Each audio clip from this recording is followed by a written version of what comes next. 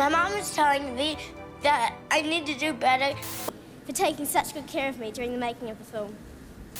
I'm through with playing by. Did you ever look back at a child star you loved and realize there was a part of their story you never knew?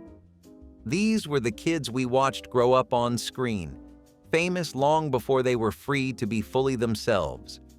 How many found their truth only after the cameras stopped rolling?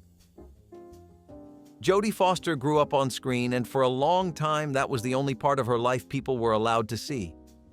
She was the whip-smart kid in Freaky Friday, the haunting presence in Taxi Driver, and the rare child star who always seemed 2 steps ahead of the fame machine. From the beginning, there was a sense that Jodie Foster was different, but in a way that made you lean in. She was sharp, composed, private. Even when Hollywood tried to pin her down, she never gave them quite what they wanted, and that only added to the fascination. But behind all that control was something else. A girl navigating stardom while keeping a secret that the world was not ready to handle. For decades, Jodie Foster never publicly discussed her sexuality, and honestly, she did not owe anyone an explanation. In an industry that was often cruel to anyone who did not fit the mold, she kept her life close to the chest. She dated quietly, lived fully, and built one of the most respected careers in the business without ever letting the public in more than she wanted. But that kind of privacy became part of the pressure. In 2013, while accepting the Cecil B. DeMille Award at the Golden Globes, Jodie Foster finally acknowledged what had always lived between the lines. She came out, not with a headline or a press tour, but in a speech that was equal parts defiant and tender. It was not a reveal so much as a quiet confirmation. A reminder that some stories do not need to be shouted to be real. And what makes her journey so powerful is that it was hers. She carved her own timeline. She waited until the industry had caught up, at least a little. And then she told the truth, not to change the narrative, but to complete it. Looking back, it is almost wild to think how many of us grew up watching Jodie Foster without knowing this part of her story. How much more her performances mean when you realize what she was carrying, and how many people felt less alone because she chose to be visible on her own terms. Because Jodie Foster was never just the smart girl on screen. She was someone brave enough to grow up, speak out, and still keep what mattered most to herself. Raven-Symoné was a household name before most of us were old enough to spell it. She was the precocious Olivia on The Cosby Show, then the psychic teen in That's So Raven, a Disney Channel staple that felt like it would never go off the air. She was funny, energetic, endlessly expressive, a performer who could carry an entire show on her back, even at 16. But for all her visibility, there was something she kept quiet, something she had to tuck away while the rest of the world watched her grow up. Raven-Symoné was a queer kid in the spotlight, and she knew early on that being open about that would come with consequences. In later interviews, she talked about it. How scared she was that Disney would drop her if she came out. How she avoided relationships. How she turned down interviews. Not because she was ashamed, but because she was surviving. You do not get to be black, queer, and loud in children's television without thinking about the cost. So she smiled wider, performed harder, and stayed silent. It was not until 2013 that she tweeted something that finally confirmed what fans had long suspected. She was gay, and she was happy about it. "I can finally get married," she wrote after the U.S. Supreme Court struck down key parts of the Defense of Marriage Act. It was simple, joyful, but packed with years of withheld truth. Coming out later allowed Raven to reclaim that narrative and her identity. She spoke openly about not wanting labels, about not being tied down to any one definition, and about finally being able to live fully without worrying what network executives might think. But it also forced us to reflect on just how much she had to hide to keep her career. How many jokes, interviews, and episodes she had to filter through a lens that kept the real her off screen. And how much courage it takes to be honest when the world still punishes difference. Now, Raven is part of a new wave. Someone who can be out, successful, and still funny as hell. She has made space for younger artists to be themselves from the beginning. And for fans who grew up watching That's So Raven, her coming out was not just a headline, it was healing. Because visibility matters. And Raven-Symoné proved that you can shine just as bright when you are finally seen for who you are. Jojo Siwa is not just a performer, she is a force. A glitter-streaked whirlwind of bows, rhinestones, dance routines, and neon energy. She started on Dance Moms, a kid with undeniable star power and a signature look that felt like it came straight out of a Lisa Frank folder. Then came the YouTube empire, the Nickelodeon contract, the world tours. For millions of young fans, JoJo was more than a celebrity. She was a brand. But beneath the sparkles and slogans, she was also a kid figuring out who she was.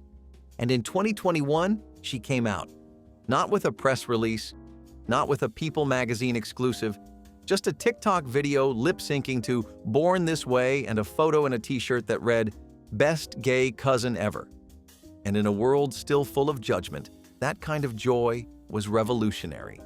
JoJo was 17 when she told the world, and she did it with more confidence and clarity than most adults ever manage. She said she did not want to label herself. She said she just knew she was in love and happy. And for once, a child star got to be honest while still being in the prime of her fame. JoJo's coming out also marked a turning point for queer visibility in the world of family entertainment. It proved that a kids' network star could be unapologetically themselves and still thrive. She showed that being young and queer does not mean being hidden. It can mean headlining, influencing, and wearing your truth on a sequin-covered sleeve. And for a generation growing up online, JoJo did not just come out, she lit the way. The impact was massive. Jojo Siwa became one of the most high-profile, openly queer teens in the entertainment industry. And she did it without apology, without hiding, without worrying how it would affect her bottom line. That choice came with backlash, of course. Some parents called for boycotts. Brands pulled back. But JoJo kept showing up, louder, prouder, and even more herself. Her coming out was not a side note. It became part of the show. A statement that you do not have to choose between authenticity and success.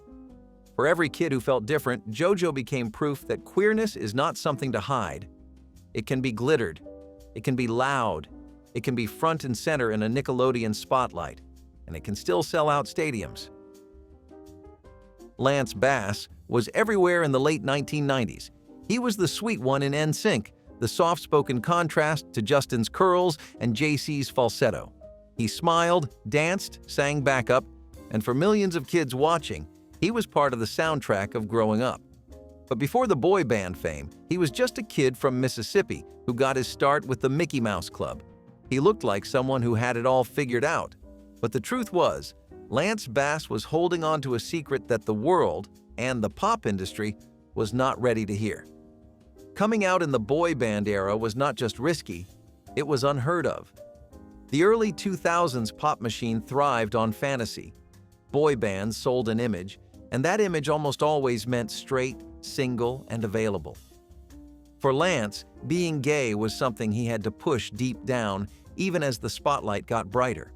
Every love song, every screaming fan, every tabloid headline, it was all a version of a story that wasn't his. And he played along. Because in that world, there was no room for mistakes, no space for authenticity if it disrupted the brand. But behind the scenes, Lance was struggling. The pressure to perform, on stage and off, took a toll. He once said he became a master at dodging questions, redirecting interviews, laughing off suspicion. But he was not happy, not fully. It was not until 2006 that Lance Bass came out publicly. By then, NSYNC was over. The world had moved on to new stars. But for Lance, the timing was everything. He did it on his own terms, with clarity, with courage. And the response? A mix of support, surprise, and some sadly predictable pushback. But what mattered most was that he could finally breathe, finally be himself. Lance's journey is a reminder of how much the industry has changed and how far it still has to go. He came from a time when the truth could cost you everything, but he helped build a future where authenticity is not just accepted, but celebrated. His voice paved the way for other pop stars to live more freely, and his courage turned silence into something a little more powerful: visibility. What makes Lance's story stand out is how common it was, and still is. The fear of being rejected by a fan base, the risk of losing work, losing safety, losing control of your story. But when he came out, he helped reshape the landscape for others in the industry. He showed that queer identity and mainstream success did not have to be enemies. Today, Lance is married. He is a father, and he is one of the most outspoken voices for LGBTQ+ visibility in music. But for a long time, he was just a boy in a band, singing love songs to crowds who did not know who he really was. And that silence, more than any hit single, is what makes his journey so important. Jonathan Knight was the quiet one in New Kids on the Block. While Donnie threw chairs and Joey melted hearts, Jonathan kept things steady. He sang, he smiled, he did not make waves. And for much of the 1980s and 1990s, that worked just fine. But underneath the boy next door image was a reality he could not share. Not back then. Jonathan Knight was gay, and nobody could know. New Kids on the Block were more than a band. They were a brand. Lunchboxes, dolls, posters, magazine covers, it all leaned on a carefully crafted idea of what these boys were supposed to be. That included dating rumors, tabloid setups, and the constant pressure to play straight. For Jonathan, that meant watching his own story get written for him, over and over, while his truth stayed buried. He later admitted that the anxiety of hiding who he was became overwhelming.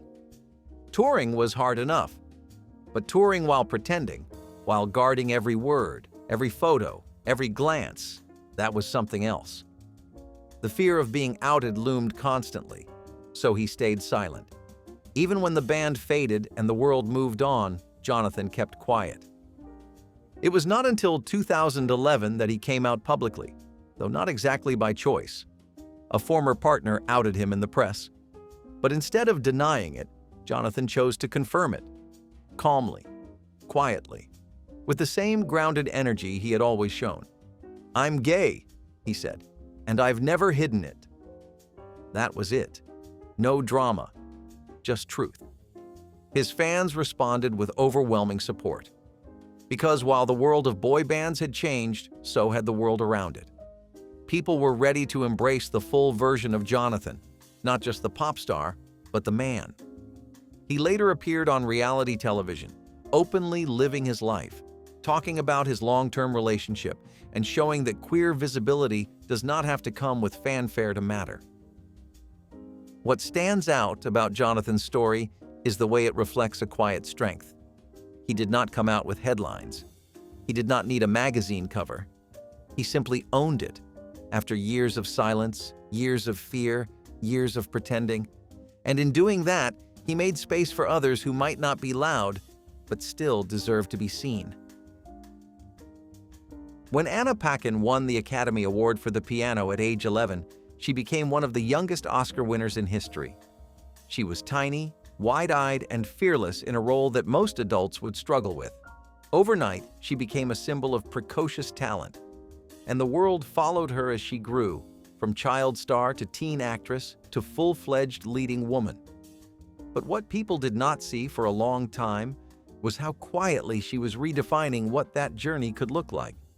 In 2010, Anna Paquin came out as bisexual. She did it in a video campaign supporting LGBTQ+ rights. No announcement, no press rollout, just a line stated plainly, "I'm Anna Paquin. I'm bisexual, and I give a damn." For a Hollywood star who had spent years under scrutiny, it was a radical kind of simplicity. The reaction was mixed. Some praised her honesty, others questioned it. There were people who still do not believe bisexuality exists, especially in someone married to a man. But Anna stood firm. She reminded everyone that identity is not about optics, it is about truth. That truth mattered. Because bisexual visibility, especially among women in Hollywood, has always been shadowed by assumptions. That it is a phase, that it is for attention, that it disappears when you are in a straight-presenting relationship. But Anna Paquin pushed back against all of that, and she did it with zero patience for nonsense. Her work never stopped. She starred in True Blood, she produced films, she raised a family, she continued to live publicly, proudly, and authentically, not to prove anything, but simply because she could. And that matters more than people realize, because when a child star grows up in the spotlight, the pressure to conform is enormous. But Anna Paquin did not just resist that, she rewrote the rules. Not loudly, not with flash, just with quiet, stubborn integrity. Kevin McHale became a household name as Artie Abrams on Glee, a sharp, sweet, often overlooked character who proved that a kid in a wheelchair could steal a show choir number with nothing but voice and heart. But before Glee, Kevin had already dipped his toes in teen stardom. He was briefly on Zoe 101, playing the kind of nerdy, well-meaning background character that gets a few laughs but rarely a storyline. Then came the leap. And suddenly, Kevin was front and center on one of the most explosively popular shows of the 2000s. Artie was a layered role. He was sarcastic, sensitive, and surprisingly confident. He was not just the kid in the wheelchair. He was romantic, stubborn, full of dreams, and sometimes frustratingly wrong. And that complexity made him real. Kevin brought an honesty to it that resonated, especially for fans who rarely saw themselves on screen. But behind the scenes, Kevin McHale was living a much quieter truth. While Glee tackled all kinds of identity stories, queerness, gender, race, Kevin stayed silent about his own. He watched as the show's narrative embraced gay characters and queer actors, but he remained vague in interviews.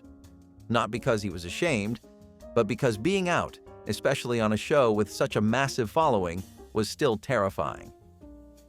When he did come out years later, it was not in a headline or a confessional video. It was a tweet, a simple post referencing his boyfriend, written without fanfare or buildup.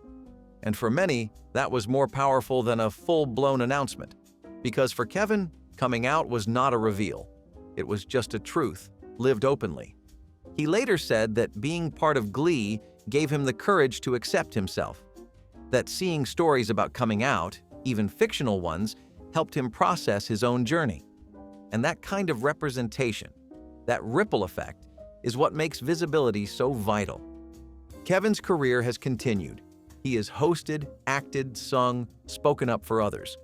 But the biggest part of his story might be the one he lived quietly for years, waiting, watching, and finally choosing to speak. On his own terms, in his own voice.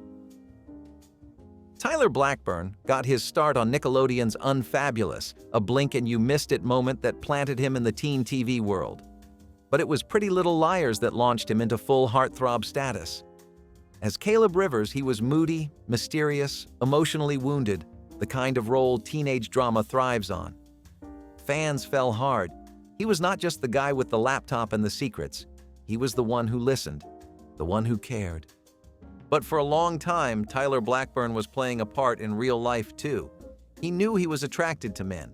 He also knew what Hollywood did to actors who said that out loud.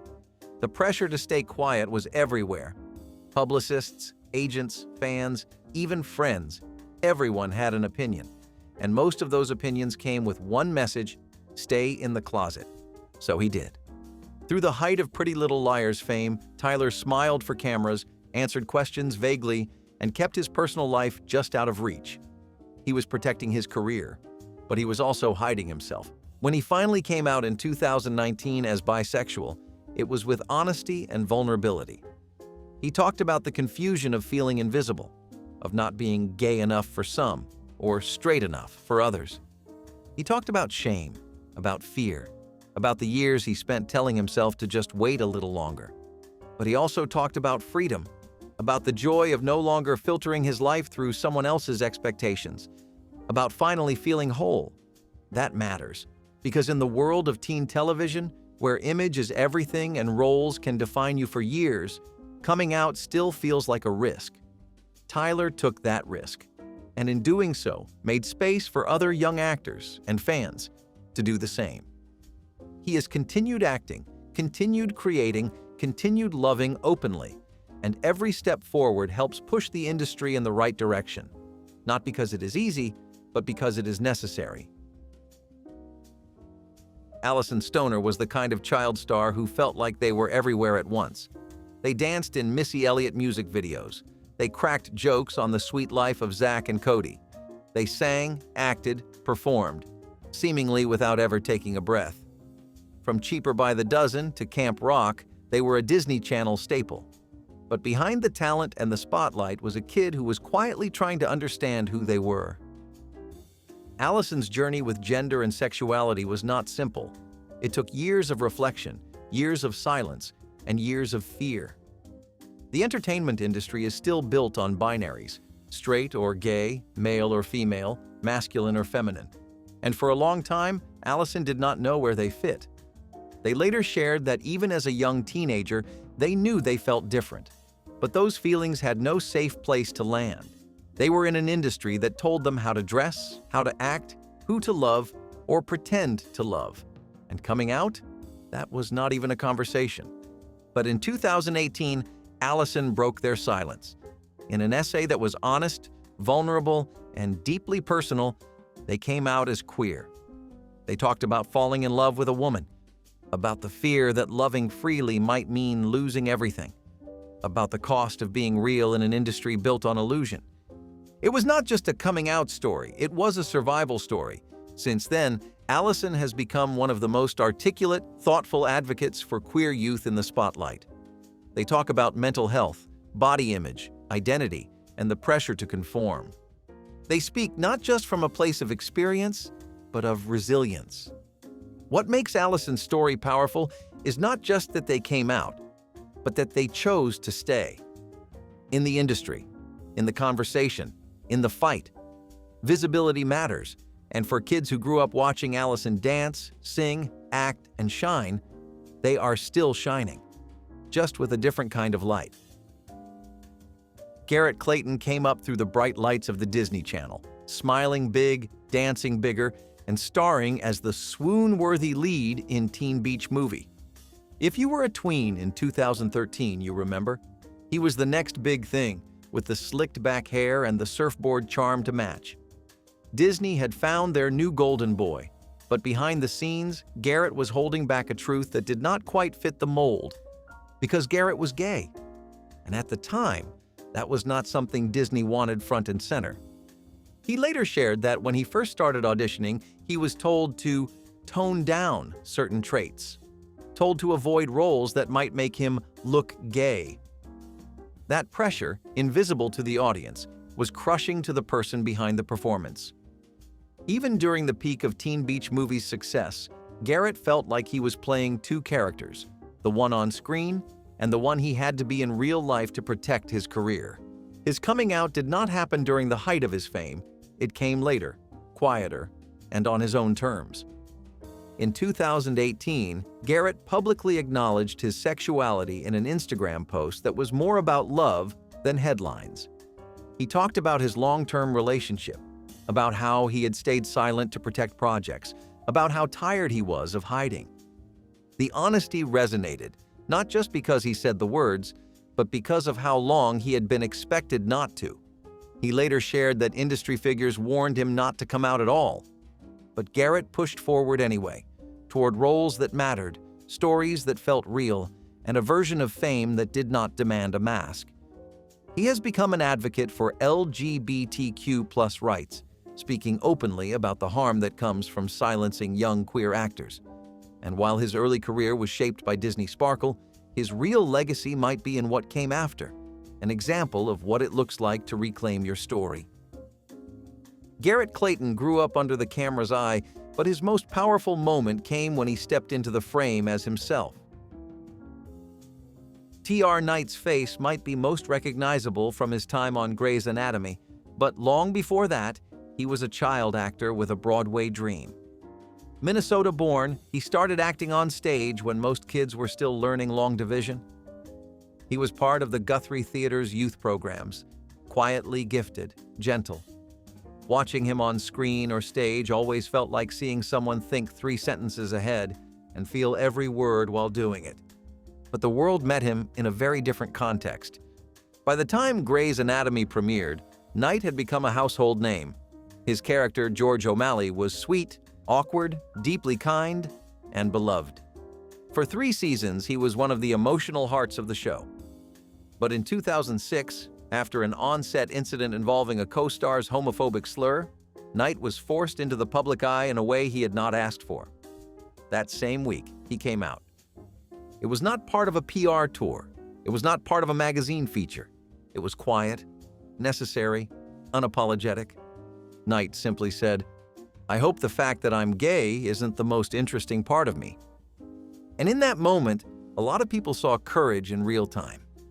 He had not wanted to come out that way, but he met the moment with honesty. The fallout was complicated. Media coverage swelled. Cast tensions leaked into tabloids. Knight stayed professional, but ultimately, he chose to leave the show. Since then, he has returned to the stage, working consistently in theater and smaller screen roles, building the career he had always wanted before the spotlight spun out. T.R. Knight may have been outed by the industry, but he answered it with grace, and in doing so, he helped clear the path for others who deserved to walk it with dignity. Chris Colfer was not just playing a role, he was playing a revolution in slow motion. As Kurt Hummel on Glee, he gave the world one of television's first openly gay teen characters who was fully dimensional, fully vulnerable, and fully proud. For millions of viewers, especially queer teens, Kurt was more than representation. He was a lifeline. But what fewer people realized at the time was that Chris himself was also gay. In the early seasons, he did not talk about it much. The character spoke volumes. But as the show exploded in popularity, and as Kurt's storylines touched on bullying, rejection, and coming out, Chris's own life began to mirror some of those beats. It became impossible to separate the actor from the impact, and when he did confirm his sexuality, it was less about revelation and more about affirmation. Chris was young, still new to fame, navigating the kind of pressure most adults would crumble under. But he handled it with composure, intelligence, and empathy. He never chased headlines. He focused on stories, on kindness, and behind the scenes he became a quiet trailblazer. Not just for playing gay, but for thriving in the spotlight while doing it. He went on to become a best-selling author, creating the Land of Stories series, a fantasy world that young readers, queer or not, could get lost in. He showed that a child star could grow up without burning out. That queerness did not limit a career. It could be its own kind of power. Chris Colfer did not just change television, he changed what child stardom could look like for those who never got to see themselves on screen until he arrived. Bella Thorne grew up on screen, but her real story was happening just off it. Millions first met her as Cece Jones on Disney Channel's Shake It Up, loud, bold, and impossible to ignore. She was one half of a friendship that helped define early 2010s kid culture. High-energy dancing, fast-paced scripts, and outfits loud enough to light up a room. But even then, there were signs that Bella's real life was far more complicated than the characters she played. Off-screen, she was dealing with a storm of pressure, fame, family struggles, and figuring out who she was in an industry built on image. Years later, Bella came out as bisexual and later pansexual on social media. It was quick, honest, raw. She was not making an announcement so much as just telling the truth. And the reaction was massive, supportive, curious, sometimes cruel, but always loud. She had grown up in front of a generation that was now growing up with her. And for many of them, hearing Bella say, "I'm pansexual," felt like permission. Permission to be more than one thing, to be messy, evolving, still figuring it out. Bella's story is not clean-cut. She has always been polarizing. Her choices, her style, her interviews, they spark headlines. But in the middle of all the noise, she has stayed vocal about authenticity. Coming out was not a single moment. It was a series of them, happening in tweets, interviews, posts, and pauses. And in doing so, she showed other young people that being loud, uncertain, and different was not a weakness. It was just human. Disney has had many stars. Few of them have pushed back against the mold as hard as Bella did. She blurred the line between teen idol and real-world adult. And even if you did not always agree with her, it was clear She was living on her own terms. Beex Taylor Klaus was never meant to play it safe. When they appeared in The Killing Is Bullet, a tough, streetwise queer teen, it was one of the first times mainstream television showed a character like that with real care. Bullet was rough, guarded, but not a joke, not a stereotype. The role felt lived in, honest, like someone you might actually know. And for Beex, it was more than acting, it was expression. Not long after the role, they came out as non-binary and queer. Their journey was public, yes, but never performative. Every post, every interview, every red carpet look felt like another layer peeled back. There was no big press moment, no splashy announcement, just a quiet shift toward being known, fully, without apology. They used their platform to talk about being non-binary before most people even knew the word. And for young fans still figuring things out, Beex became something rare, a mirror. Not polished, not simplified, just real. Beex moved through roles that challenged typecasting, Scream, 13 Reasons Why, Voltron, and stayed vocal about the importance of representation. Not just being in the room, but changing what the room looked like. Their work as an advocate has matched their work as an actor, and the effect is lasting. For a generation that felt unseen, Beex Taylor Klaus said, "I see you." They did not just come out, they came forward, and in doing so, made space for others to do the same. If one of these names surprised you, or reminded you how much has quietly changed, drop your thoughts in the comments, give us a like, and subscribe so you do not miss the next time history rewrites itself in plain sight.